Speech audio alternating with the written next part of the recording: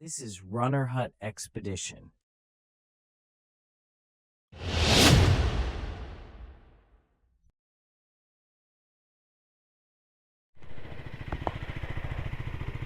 Hello, good morning ಎಲ್ಲರಿಗೂ.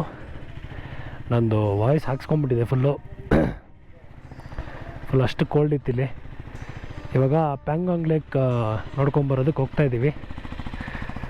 First lake ಹತ್ರ ಹೋಗಿ ನೋಡ್ಕೊಂಡು ಬಂದು ಆಮೇಲೆ ನೆಕ್ಸ್ಟ್ ಸ್ಟೇಗೆ ಚೆಕ್ಔಟ್ ಆಗೋದು. ಇದೇ ನಮ್ಮ ಸ್ಟೇ. ನೈಟ್ ಬಂದಾಗ ಕತ್ಲೆ ಆಗಿತ್ತು. ಸೊ ಇವಾಗ ನೀಟಾಗಿ ಕಾಣಿಸುತ್ತೆ ಅಂತ ಇವಾಗ ವಿಡಿಯೋ ಮಾಡ್ತಾಯಿದ್ದೀನಿ. ನೇಟಿವ್ ಹಟ್ ಪ್ಯಾಂಗಾಂಗ್ ಅಂತ ಇಲ್ಲೆಲ್ಲ ತುಂಬ ಇದೆ ಈ ಥರ ನೋಡಿ. ಅದು ಆ ಕಡೆ ಇರೋದು ಬೇರೆ, ಇದು ಬೇರೆ, ಇದ್ರ ಹಿಂದೆನೊಂದು 3-4 ಇದೆ. ಸೊ ಸ್ಟೇಗೆಲ್ಲ ಏನು ಪ್ರಾಬ್ಲಮ್ ಇಲ್ಲ ಇಲ್ಲಿ.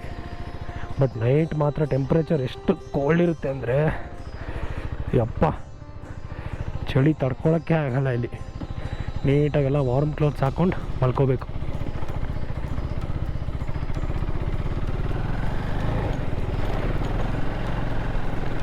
ಆ್ಯಕ್ಚುಲಿ ಇಲ್ಲಿಂದನೇ ಕಾಣಿಸುತ್ತೆ ಲೇಕ್ ನೋಡಿ, ಅಲ್ಲಿದೆಯಲ್ಲ ಅದೇ.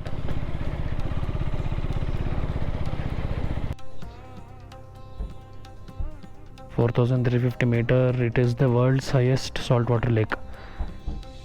ಯಪ್ಪ.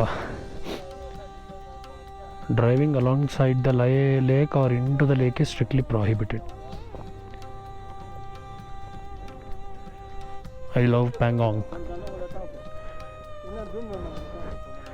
ಅಲ್ಲಿವರೆಗೂ ನಡ್ಕೊಂಡು ಹೋಗ್ಬೇಕು.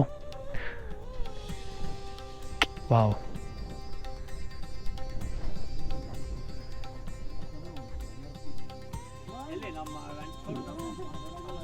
ಯಾರ ಅವನ ಹೆಸರು ನಿಜವಾದ ಹೆಸರು ಪುಂಗ್ಸುಕ್ ವಾಂಗ್ಡು.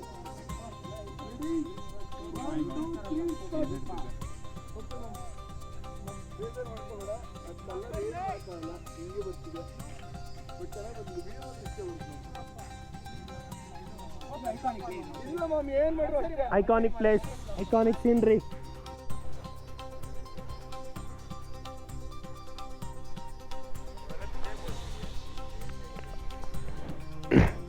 ಎಷ್ಟು ಬರುತ್ತೋ ಅಷ್ಟು ತೆಗಿ, ಇನ್ನೇನು ಮಾಡ್ತೀಯ. ಸೊ ಇಲ್ಲಿ ಸ್ವಲ್ಪ ಮೇಲೆ ಬಂದ್ವಿ. ಇಲ್ಲಿಂದನೇ ಇನ್ನೂ ಸೂಪರ್ ಆಗಿದೆ. ಅಲ್ಲಿ ನಮ್ಮ ಸ್ಟೇ ಹತ್ರ ಇತ್ತಲ್ಲ, ಅದಕ್ಕಿಂತ ಇದೇ ಬೆಟರ್ ಅನಿಸ್ತು ನನಗಂತೂ.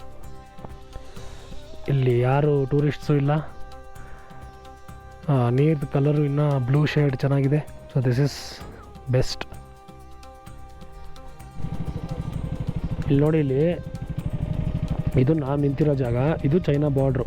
ಸೊ ಈ ಬೆಟ್ಟ ಎಲ್ಲ ಇದೆಯಲ್ಲ, ಇದನ್ನು ದಾಟ್ ಆ ಕಡೆ ಹೋದರೆ full China. So I think this is the closest that will ever get to China. ಸಖತ್ ಹತ್ರ ಇದೆ, ಇಷ್ಟೇ ಇರೋದು. ಇದನ್ನೆಲ್ಲ ಹತ್ಕೊಂಡೋಗಿ ಒಂಚೂರು ಇಳಿದ್ರೆ ಬಂದ್ಬಿಡುತ್ತೆ. ಬರಡು ಭೂಮಿ ಅಂದರೆ ಬರಡು ಭೂಮಿ ಇಲ್ಲಂತೂ ನೋಡಿ, ಯಾರಿಲ್ಲ ಕೇಳೋರು ಹೇಳೋರು.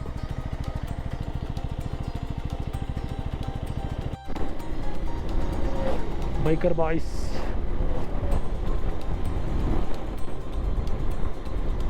ಎಷ್ಟು ಲಕ್ಷ ಜನ ಇದ್ದಾರೆ.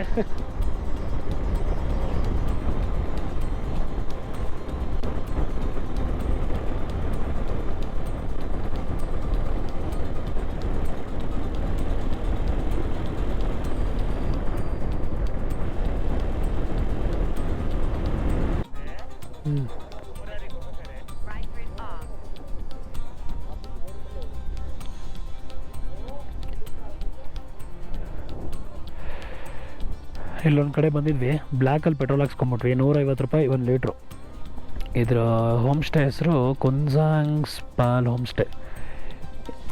ಇವಾಗ ಇಲ್ಲಿ ಹಾಕ್ಸ್ತಾ ಹೋಗಿದ್ದಿದ್ರೆ ನಾವು ಆ್ಯಕ್ಚುಲಿ ಇನ್ನೊಂದು ಊರಿಗೆ ಹೋಗ್ಬಿಟ್ಟು ಬರಬೇಕಿತ್ತು. ಅದೊಂದು 40 ಕಿಲೋಮೀಟ್ರ್ ಎಕ್ಸ್ಟ್ರಾ ಆಗೋದು.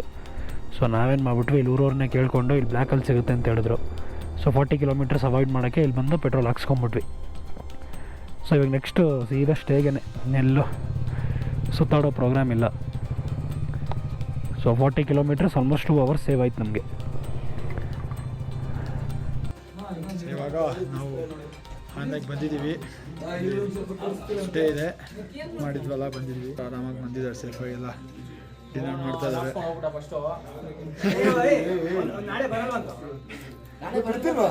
ಬರ್ತೀನಪ್ಪ. ಯಾರು ನನ್ನ ಗಾಡಿ ಹತ್ತಲ್ವ ಅಲ್ಲೆಲ್ಲ. ಇವತ್ತೇ ಕಳೆದೋಗ್ಬಿಟ್ಟಿದ್ದೆ ನಾನು. ಎಲ್ಲ ಚೇನ್ ಲೂಪ್ ಎಲ್ಲ ಮಾಡಿ ರೆಡಿ ಆಗಿದ್ದಾರೆ ನಾಳೆಗೆ. ತೊಡೀರಿ ಬ್ರೋ. ಇನ್ನೇನು ಇವತ್ತಿನ ಪ್ರೋಗ್ರಾಮ್ ಇಲ್ಲ, ಅಷ್ಟೇ ರೀಚ್ ಆಗಿದ್ದೀವಲ್ಲ, ಮಾಡ್ಕೊಳ್ಳೋದಷ್ಟೇ. ನಮ್ಮ ರನ್ನರಟ್ ಅವರು ಸ್ವಲ್ಪ ಗಂಟಲು ಕಿರಿಕಿರಿ ಕಿಚಿ ಆಗ್ಬಿಟ್ಟು ಸ್ವಲ್ಪ ಅವ್ರಿಗೆ ಪ್ರಾಬ್ಲಮ್ ಆಗಿದೆ. ಪ್ರಾಬ್ಲಮ್ ಅಂತಲ್ಲ, ಒಂದು ಸಣ್ಣ ಹೆಲ್ತ್ ಇಶ್ಯೂ. ಮಾತಾಡಿದ್ರೆ ಗೊತ್ತಾಗುತ್ತೆ ನಿಮಗೆ. ಎಷ್ಟು ಹೇಳ ಬೇರೆ ಥರ ಕೇಳಿಸ್ತಾ ಇದೆ ವಾಯ್ಸು. ಹಾಂ, ನಾಳೆ ಉಮ್ಲಿಂಗ್ನಾಗ ಹೋಗೋದಕ್ಕೆ ಪ್ಲ್ಯಾನ್ ಮಾಡಿದ್ದೀವಿ. ನೋಡೋಣ, ಬೆಳಗ್ಗೆ ನಾನು ಸ್ವಲ್ಪ ನೀಟಾಗಿದ್ದರೆ ಖುಷಿ ಆಗ್ಬಿಡ್ತೀನಿ. ನಾನಂತೂ world's highest motorable pass. Let's go. Good night. The next day. Hello, good morning from Hanle. ಇವತ್ತು ನಾವು ಹೋಗ್ತಾ ಇದ್ದೀವಿ ಉಮ್ಲಿಂಗ್ಲಾ ಪಾಸ್ಗೆ. ಇಲ್ಲಿ ನೋಡಿ, ವಿಶೇಷವಾಗಿ ಕರ್ನಾಟಕದ ಬಾವುಟನ ಎತ್ಕೊಂಡು ಹೋಗ್ತಾ ಇದ್ದೀವಿ. ಇದು ಹೆಂಗೆ ತಂದರು ಅಂತ ನನಗೂ ಗೊತ್ತಿಲ್ಲ, ಹೆಂಗೋ ಹಿಡ್ಕೊಂಡು ಬಂದಿದ್ರು ಅನಿಸುತ್ತೆ. ಸೂಪರ್. ಸೊ ಇಲ್ಲಿಂದ 2 ರೂಟ್ ಇದೆ, ಒಂದು ಫೋಟಿಲಾ ಪಾಸ್ ಮೇಲೆ ಮತ್ತು ಇನ್ನೊಂದು ನೆರ್ಬೋಲ್ ಮೇಲೆ. ನೆರ್ಬೋಲ್ ತಾನೇ ಅದು ಇನ್ನೊಂದು.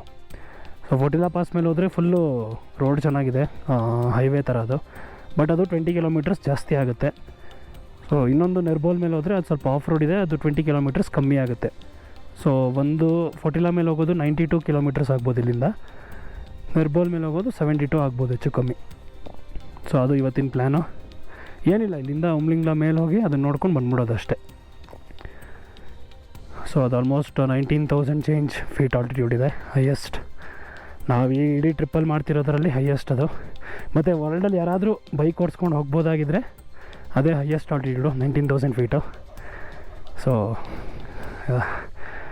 ಸ್ಪೆಷಲ್ ಡೇ ಇವತ್ತು. Good morning. ನೋಡೋಣ ಏನು ಮಾಡ್ಬೋದು ಅಂತ. ಈ ಸೈಡ ಬರೋದದು.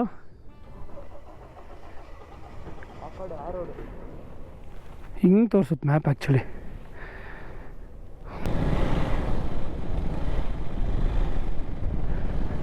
ಸೊ ನಾವು ನೆರ್ಬೋಲ್ ರೂಟೇ ತೊಗೊಂಡಿದ್ದೀವಿ. ಫುಲ್ ಆಫ್ ರೋಡ್ ನೋಡಿ. ಇಲ್ಲಿ ರೋಡು ಇಲ್ಲ, ಮಾರ್ಕಿಂಗ್ ಇಲ್ಲ, ಬೋರ್ಡು ಇಲ್ಲ, ಏನಿಲ್ಲ. ಇಲ್ಲಿ ನಾವೇ ನೋಡ್ಕೊಂಡು ಹೋಗ್ಬೇಕು. ಒಳ್ಳೆ ಮಜಾ ಇದೆ ಇಲ್ಲಂತೂ.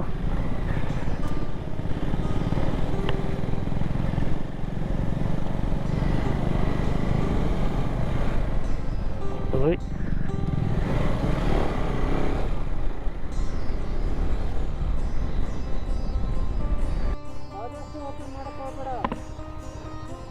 ಇವ್ರದ್ದು ಬ್ಯಾಗ್ ಬಿದ್ದಾಗಿತ್ತು, ಕಟ್ಟೋದಕ್ಕೆ ನಿಲ್ಸಿದ್ದೀವಿ.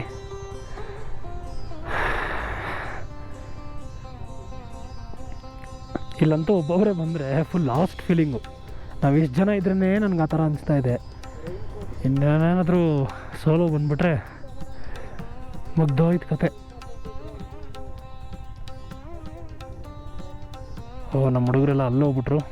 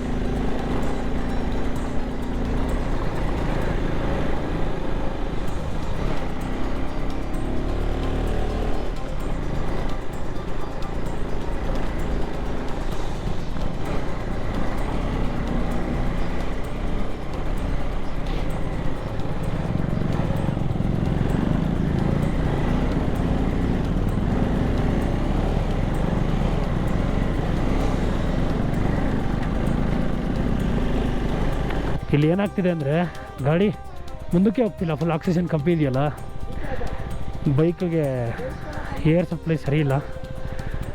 ಮತ್ತು ನನ್ನ ಫ್ರೆಂಡು ಬಾರ್ಗಿ ಬಿದ್ದ ಇಲ್ಲಿ, ಅದಕ್ಕೆ ನಿಲ್ಸಿದ್ದೀವಿ. ಅಯ್ಯಪ್ಪ,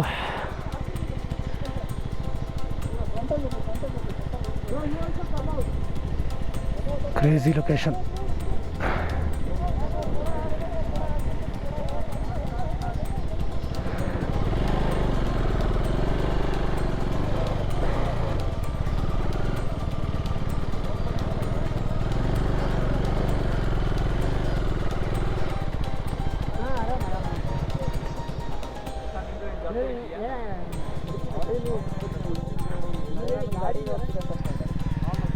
ಕ್ರೇಜಿ.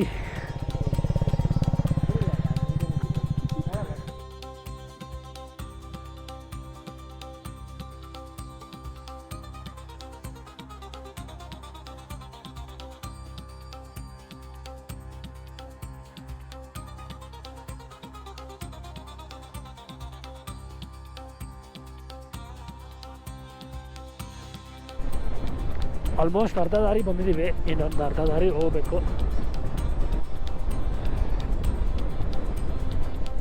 ಪರವಾಗಿಲ್ಲ, ಸಡನ್ನಾಗಿ ಇಲ್ಲಿ ಟಾರ್ ರೋಡ್ ಶುರು ಆಯಿತು.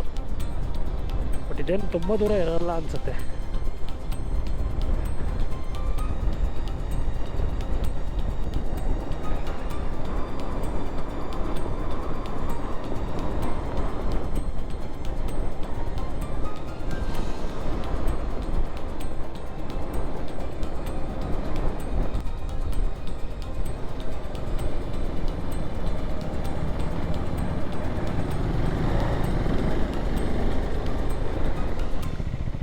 ಫೈನಲಿ ಜಂಕ್ಷನ್ ಹತ್ರ ಬಂದಿದ್ದೀವಿ. ಇಲ್ಲಿ ಯೂ ಟರ್ನ್ ಮಾಡ್ಕೊಂಡು ಹಿಂಗೆ ಹೋಗ್ಬೇಕು. ನಾವು ಹಿಂಗೆ ಬಂದಿದ್ದು ನೋಡಿ, gateway to Umlingla. You are approaching world's highest cafeteria. Welcome to world's highest motorable road. Crazy. ಇಲ್ಲೊಂದು ಫೋಟೋ ಹಾಕೊಳ್ಳೋಣ.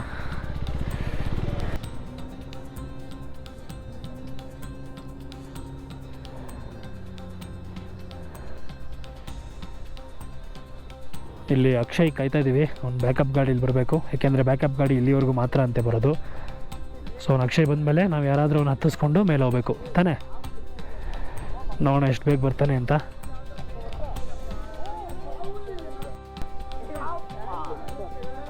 ಅಕ್ಷಯ್ದ ಇದು ಲದಾಖ್ ಬಾಯ್ಸ್ ಗ್ರೂಪಲ್ಲಿದೆ, ಡಿಸ್ಕ್ರಿಪ್ಷನಲ್ಲಿದೆ. ಇವತ್ತು ಆಕ್ಟಿವ್ ಆಗಿರೋದು ನೋಡಿ. ಖುಷಿ ಆಗ್ತಾ ಇದೆ. ನಿಮ್ಮ ಫ್ಯಾನ್ಸ್ಗಳು ನಿಮ್ಮ ಏಳಿಗೆಗಾಗಿ ನಿಮ್ಮ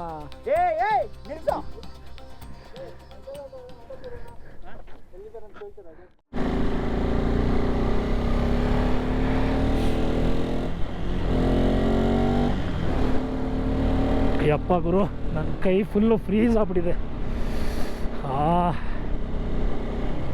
ಬೇಗ ಮೇಲೋಗಿ ಗ್ಲೌ ಲೈನರ್ ಹಾಕೋಬೇಕು.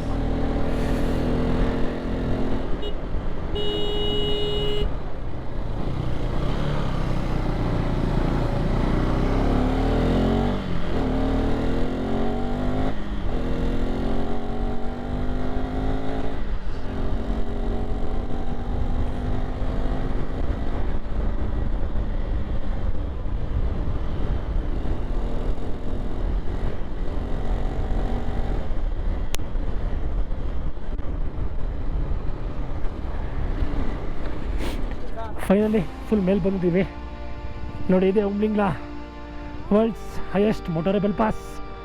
ಕ್ರೇಜಿ ಫೀಲಿಂಗ್ ಮಾತ್ರ. ಇಲ್ಲಿ ಮುಂದೆ ಸರ್ಟಿಫಿಕೇಟ್ ಕೊಡ್ತಾರೆ, ಅಂದರೆ ಅದರಲ್ಲಿ ನಾವೇ ನಮ್ಮ ಹೆಸರು ಬರ್ಕೋಬೋದು ಇದನ್ನು ರೀಚ್ ಆಗಿದ್ವಿ ಇಲ್ಲಿ ಅಂತ. ನೋಡಿ ಇಷ್ಟೇ ಜನ ಬೈಕರ್ಸ್ ಇರೋದು ಇವಾಗ ಸದ್ಯ. ಲಕ್ಕೀಲಿ ಫುಲ್ ಕ್ರೌಡ್ ಇಲ್ಲ, ಆರಾಮಾಗಿ ಇಲ್ಲಿ ಟೈಮ್ ಸ್ಪೆಂಡ್ ಮಾಡ್ಬೋದು.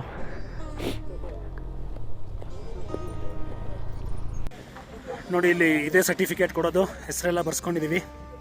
ಇಲ್ಲಿ ಆಪೋಸಿಟಲ್ಲಿ ಕೆಫೆ ಅಂತ ಹೇಳಿದ್ನಲ್ಲ, ಇದೇ ಅದು. ಮತ್ತು ನಮ್ಮ ಸ್ಟಿಕ್ಕರು ಮೇಲೆ ಅಂಟಿಸ್ಬಿಟ್ವಿ, ತೋರಿಸ್ತೀನಿ ನೋಡಿ. ಅಲ್ಲಿ ನೋಡಿ ಸ್ಟಿಕ್ಕರ್ ನಮ್ಮದೇ ಇದು. ಎಲ್ಲರೂ ಹೆಸರು ಬರ್ಸ್ಕೊಂಡಿದ್ದಾರೆ. ಫುಲ್ ಖುಷಿ ಆಗ್ಬಿಟ್ಟಿದ್ದೀನಿ. ಇಲ್ಲಿ ಆಲ್ಟಿಟ್ಯೂಡ್ ತುಂಬ ಜಾಸ್ತಿ ಇರುತ್ತೆ, ತುಂಬ ಹೊತ್ತಿರಂಗಿಲ್ಲ, ಆದಷ್ಟು ಬೇಗ ಹೊಡಬೇಕು. ಸೊ ಕ್ವಿಕ್ಕಾಗಿ ಫೋಟೋ ತೊಗೊಂಡು ಹೋಗ್ತಾ ಇರೋದೆ.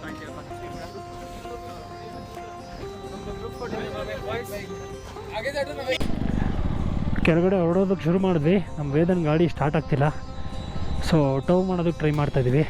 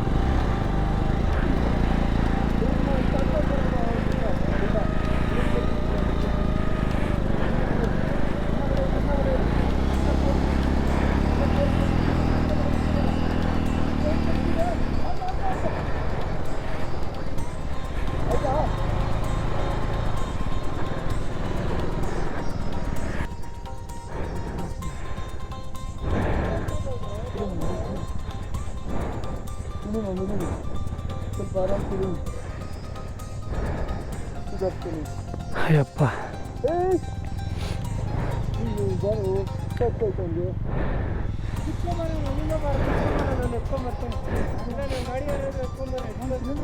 ಗೊತ್ತೇ ನನಗೆ ಅದು ಗಾಡಿ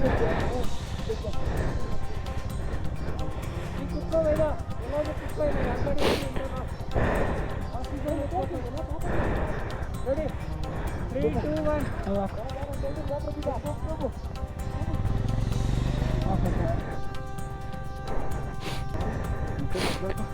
ಅವ್ನು ಸರಿ ಬರ್ತಾನೆ ಹೇಳೋದನಕ್ಕೆ ಯಾಕಪ್ಪ ಇದೆಯಲ್ಲ ಯಾಕೆ ಹಿಂಗೆ ಫೈಟ್ ಮಾಡಬೇಕು ಈಗ ತಳ್ಳಿ ತಳ್ಳಿ ಎಲ್ಲ ಇಳ್ದೋದ್ಮೇಲೆ ತಿರ್ಗಾ ಫೈಟ್ ಆಗುತ್ತೆ. ಏನು ಮಾಡೋದು, ಬಂದ್ಬಿಟ್ಟಿದ್ದೀವಿ.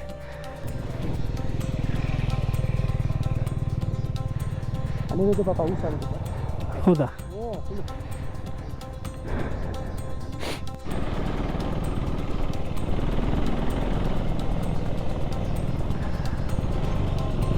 ವಾಪಸ್ ಸ್ಟೇಗೆ ಫೋಟಿಲಾ ಪಾಸ್ ಮೇಲೆ ಹೋಗ್ತಾ ಇದ್ದೀವಿ. ನೋಡಿ ಫುಲ್ಲು ಹೇರ್ ಪಿನ್ ಬೆಂಡ್ಗಳು. ಇದು ಆ್ಯಕ್ಚುಲಿ ನಾವು ಆಗಲೇ ಬಂದಿದ್ದು ಆಫ್ ರೋಡ್ ರೂಟ್ಗಿಂತ ಕಿಲೋಮೀಟರ್ಸ್ ಜಾಸ್ತಿ ಇದೆ, ಪ್ಲಸ್ ಸ್ಟ್ರೈನು ಜಾಸ್ತಿ ಆಗ್ತಿದೆ. ಆಫ್ ರೋಡೇ ಈಸಿ ಅನಿಸ್ತಿತ್ತು. ಬಟ್ ಎನಿವೆ 2 ರೋಡ್ ಇದೆ ಅಂತ ಹೇಳಿದ್ನಲ್ಲ ಒಮ್ನಿಂಗ್ಲಾಗೆ, 2 ಎಕ್ಸ್ಪ್ಲೋರ್ ಮಾಡಿಬಿಟ್ವಿ. ಅದೊಂದು ಸ್ಯಾಟಿಸ್ಫ್ಯಾಕ್ಷನ್.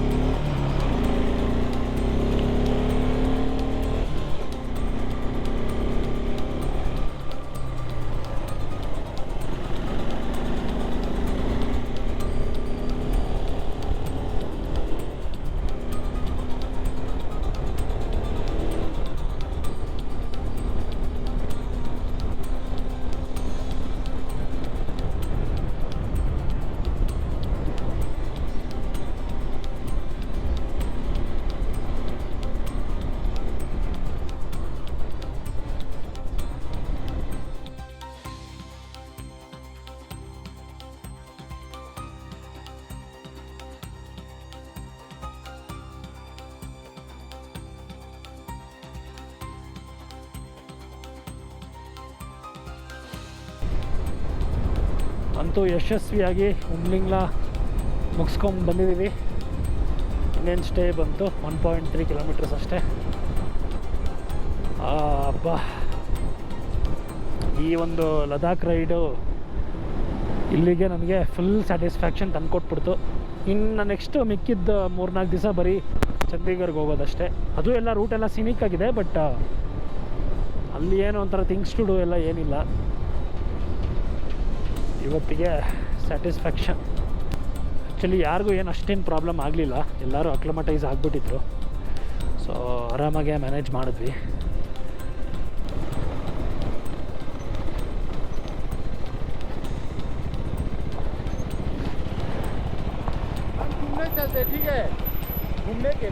ठीक है.